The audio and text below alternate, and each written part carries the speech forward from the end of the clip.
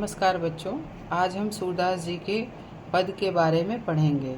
इनके बारे में, इनकी जीवन परिचय और इनकी रचनाओं के विषय में मैंने पिछले वीडियो में अपने बताया है।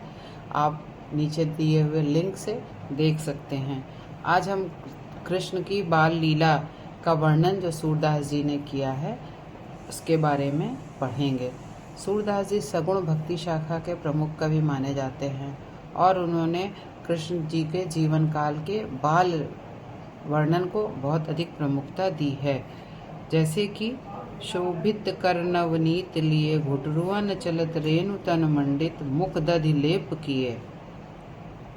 यहाँ पर सूरदास जी कहते हैं भगवान कृष्ण अपने मुख पर शोभित कर नवनीत लिए, अपने हाथों में मक्खन लिए हुए हैं। कितने शोभायमान हो रहे हैं, कितने सुंदर लग रहे हैं। कैसे?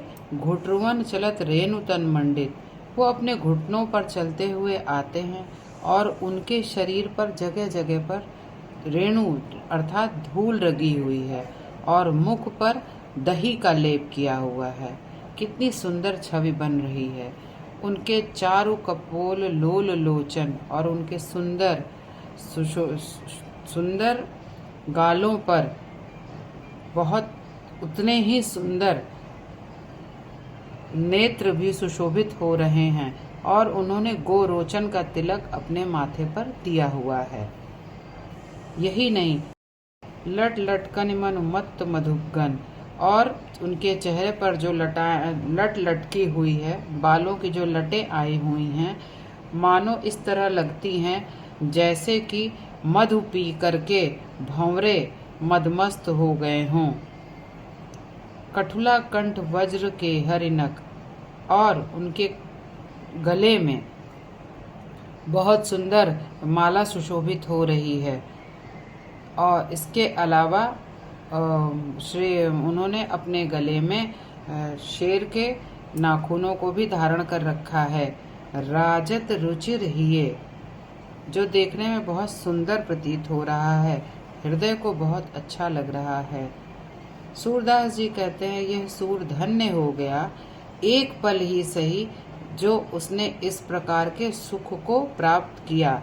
सूरदास बहुत भाग्यशाली है जिस दृश्य को देखने के लिए बहुत सारे संत जन कल्पों कल्प अर्थात कई सारे युगों तक उसकी कल्पना करते हैं और उसके लिए प्रार्थना करते हैं, जप तप करते हैं। उसे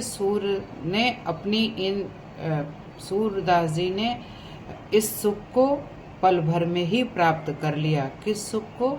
इस सुख को कि श्री कृष्ण भगवान घुटनों पर चलते हुए, अपने शरीर में धूल लगाए हुए, अपने मुख पर दही का लेप किए हुए और चेहरे पर लट लटकाए हुए सुंदर ढंग से चले आ रहे हैं। इस तरह का बाल वर्णन सूरदास जी ने कृष्ण के बारे में किया है। आगे के पद में हम चलते हैं। यहाँ पर कृष्ण भगवान अपनी माँ से मैया मैया कहकर बोलने लगे। कह रहे नंद महर सो बाबा बाबा, अरुहलधर सो भैया। कहे कि नंद बाबा जैसे मेरे बाबा हैं और हलधर अर्थात बलराम जी जैसे मेरे भैया हैं। ऊंचे चढ़ चढ़ कहती जसोदा, लैले नाम कन्हैया। इसके बाद भी ऊंचे पर यानी अपने ग्रह के ऊंचे पर चढ़ करके यशोदा जी कन्हैया का नाम ले लेकर कहती हैं। दुरिल खेलन जनी जाहू ललारे, मारेगी काहू की गैया। कि दूर तक खेलने मत जाओ हे लल्ला, क्योंकि किसी की गाय तुम्हें मार देगी। गोपी ग्वाल करत कौतूहल, घर घर बजत बधैया। यह सुन करके जितने गोपी और ग्वाले हैं वो सब आश्चर्य से, कौतूहल से यशोदा माता को देखते हैं और उनके घर घर बधाई बज रही है। क्यों बज रही है? क्योंकि हलधर के भाई हुआ है। हलधर यानी बलराम के। सूरदास प्रभु तुमरे दरस को, चरणन की बलि जइया। सूरदास जी कहते हैं हे प्रभु, हे कृष्ण, तुम्हारे दर्शन को और तुम्हारे चरणों की बलैया लेने के लिए मैं बार बार इस पृथ्वी पर आना चाहता हूँ और तुम्हारे चरणों की बलैया लेना चाहता हूँ, अर्थात तुम्हारे चरणों को छूना चाहता हूँ, तुम्हारे दर्शन करना चाहता हूँ। तीसरे पद में हम कन्हैया की नटखट बाल लीलाओं का रस आनंद लेते हुए देखते हैं। सूरदास जी कहते हैं, मैया मोहि दाऊ बहुत खिजायो।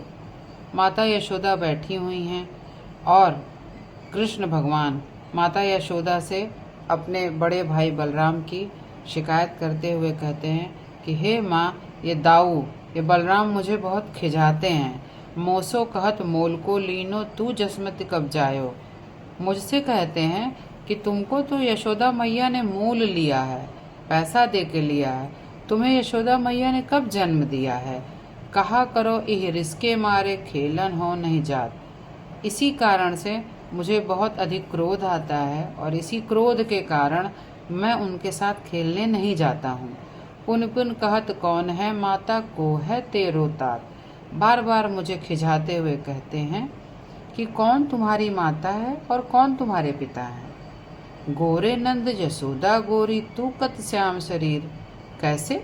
क्योंकि नंद बाबा भी गोरे हैं, यशोदा मैया भी गोरी हैं और तुम तो श्याम हो, यानी तुम तो श्याम वर्ण के हो। तो कैसे, तुम्हारी कौन माता है और कौन तुम्हारे पिता हैं? क्योंकि नंद बाबा और यशोदा तो दोनों गोरे गोरे हैं। चुटकी दे दे हसत ग्वाल सब सिखे देत बलबीर।